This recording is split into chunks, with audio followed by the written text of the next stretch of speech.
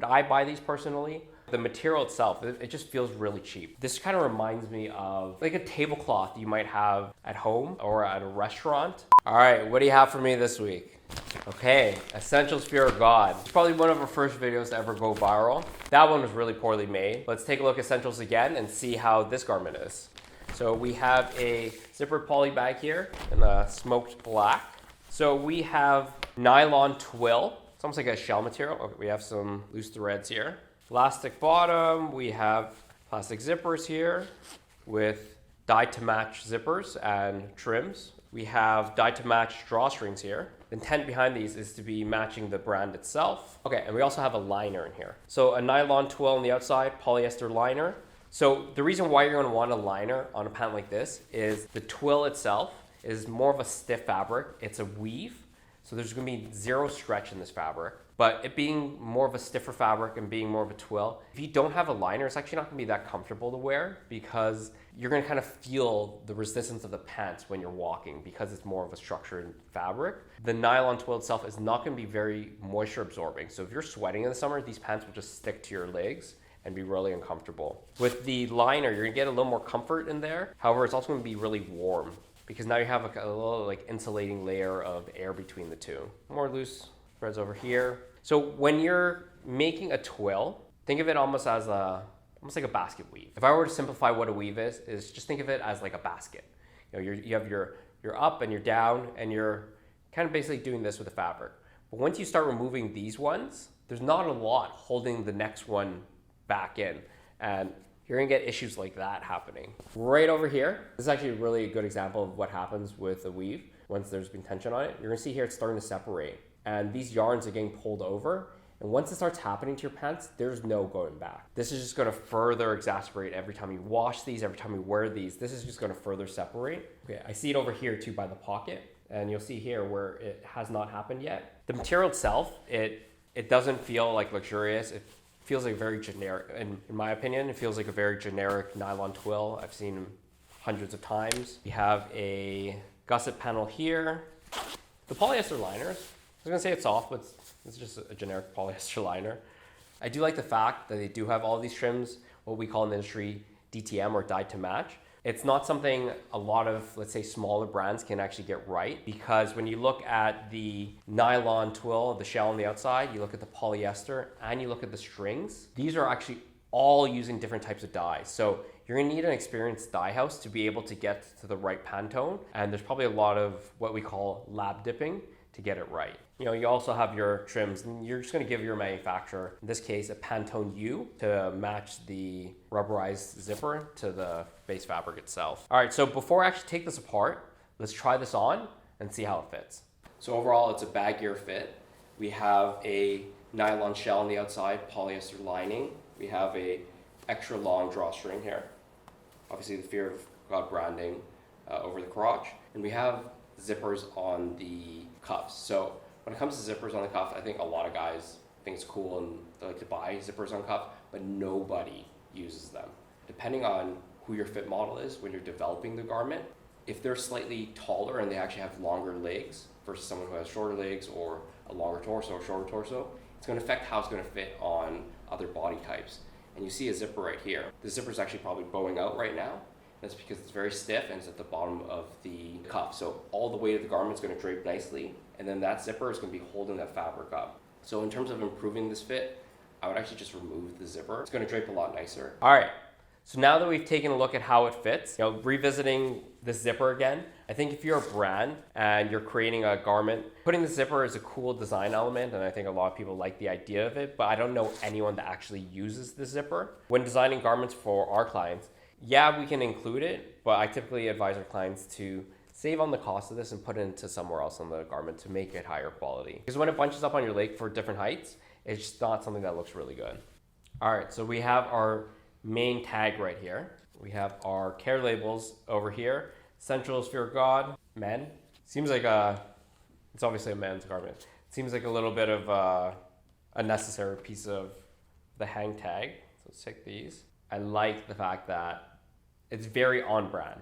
We have the string, we have the hang tag, we have the safety pin, all DTM'd. This is where I see a lot of brands where clearly the designer has put a lot of thought into this, and I guess in this case it would be Jerry Lorenzo. However, their production department, which often, when you get to the scale of some larger companies, the production department doesn't really work that hand in hand with the designer. If you're looking at how a garment's created, the designer will create the garment, they're going to go through prototyping, sampling, handing off to the production department. It's their job to ensure the garment was executed to the intent of the designer. They're also supposed to be making sure the quality control is there, but the production department's also probably getting a lot of pressure by finance to ensure the brand has enough margin. Again, I see the design intent here, but there's going to be a lot of issues with this. This is not a garment that's going to last you a long time by any means. So again, we have our drawstring here. There's clearly some leftover loose thread inside of the waistband. So what I'm actually going to do first here, let's put this inside out. Oh, we have the care labels here. The main tag here.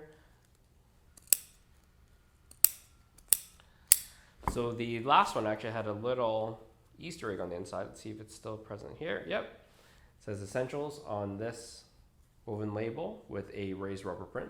And we have a little silicone size label there. So when you're getting a lined garment like this, there's basically two pairs of pants almost. And what it's going to be doing is we're going to be going from this side because this is how it's going to be finished and to get that kind of clean aesthetic. So let's break open the seams over here.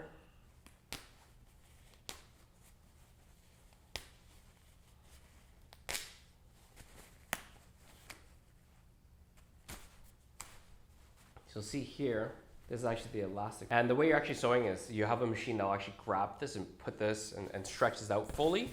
And then it does the stitching and then it bunches up after it recovers. See, once the cuff elastic is separated, that's when you can start seeing how these are joined together. So you're going to have your twill on the outside here, and then you're going to have your liner. They're joined at the seams on the inside here. You'll see here, this is starting to fray. Again, this is just the material itself, and this is just going to be a property of it being a woven. Once it starts to happen, the only thing that's really holding these yarns in is friction. So once it starts happening and it starts pulling apart, especially at the seams, it's never going to recover. When I look at this though, being finished on the inside here, this isn't as much of a concern because you're never actually going to see this part of the garment. These are just a single needle stitch here, single needle stitch here as well. Let me separate this so you guys can see this.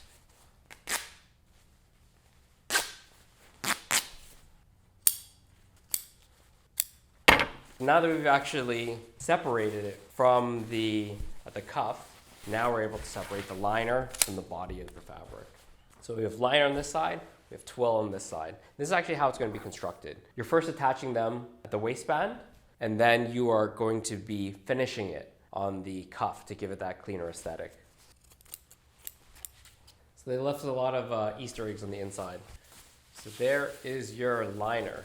So when you're looking at liner material like this, it's really dirt cheap. You know, for this entire liner for this pant, material cost maybe not even a couple bucks, but that's just liner in general. Then you have the main pants itself. Again, you see the inside of the twill, a little scratchiness. Again, if you were wearing this wouldn't be that comfortable. You can see here how they finish their pocket bags. So this is the pocket bag pattern, and they are cutting it and then sewing the pocket bag together to get this pocket bag. I like it's a deep pocket. I hate short pockets. The shape that's cut here, let's see if it's actually on the other side.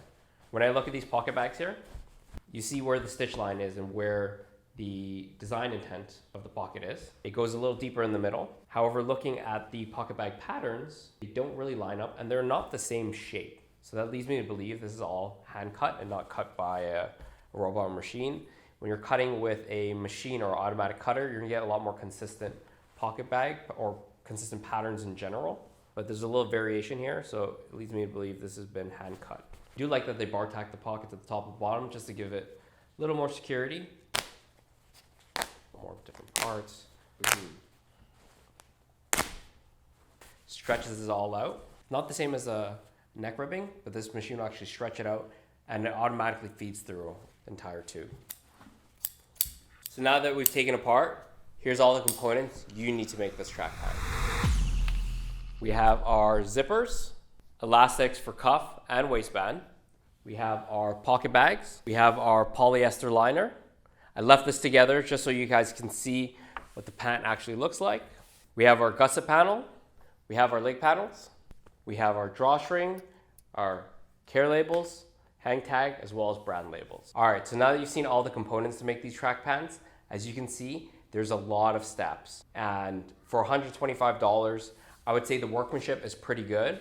Where these really fall short is the material choice itself. This main body fabric just feels really cheap, as well as the liner. I do like the dye to match trims. These zippers, they're not YKK, but what I would say is these probably cost around 80 cents each, because you're gonna have to get the rubberized coating on this. I like that design aspect. Overall, I really like the design. I would change the zippers. Let's take a look at what the GSM is first. 135 GSM. All right, so we know the main shell is 135 GSM. The liner fabric is just cheap liner fabric. The material cost for this garment, maybe $1.50, $2. The label here is gonna cost around 10 to 15 cents. The zippers, if this was a YKK zipper, I would say this costs around $1, maybe $1.25, but because these are not branded YKK, I want to say these zippers are maybe around 80 cents. But I do like that these are dyed to match. Hang tag here, only single hang tag with the additional sleeve of paper here. This hang tag itself, I would say from our suppliers would be maybe around 15 cents with the safety pin, as well as the elastics for the waistbands. Overall, looking at all the components to make this, again, there's a lot of steps here. You have to have the liner, you have to have the interior, you have to have the pockets, you have to have the zippers. This is not a cheap garment to manufacture, but that's why I think they kind of brought the material cost down, because they probably had a target cost in mind to sell these. These retail for 125 US, 185 Canadian. So if you think you're actually probably gonna sell this to a retailer, they're gonna want probably at least half of that markup. So they're probably getting sold to retailers for around $60. So again, to make these, there is a lot of components and there's a lot of steps to make these garments, which is why you're gonna make these in a region where the labor cost is lower. The material choice is pretty cheap. So I would say it costs us maybe around $12 to make this garment. That being said, I think in terms of the workmanship on this particular garment compared to the other thing from Essential Spirit God, the workmanship on this is pretty good. This is probably most likely made in a different factory. But wow, like the material itself, it just feels really cheap. This kind of reminds me of like a tablecloth you might have at home, or at a restaurant, or kind of maybe like a thicker tent material. It's not a nice fabric, but I would say there's clearly a lot of thought and attention put into the design, and the workmanship isn't horrible. If you like this kind of aesthetic and like these pants, I would say go for it. You know, 125 bucks, it's not that crazy in price. And it gives you something that might be unique for your particular wardrobe. Would I buy these personally? I just can't stand this material. Like, I don't want to sound like this when I'm walking, so I personally wouldn't. But I wouldn't say you're getting ripped off by buying something like this. But there you have it. This is what it costs.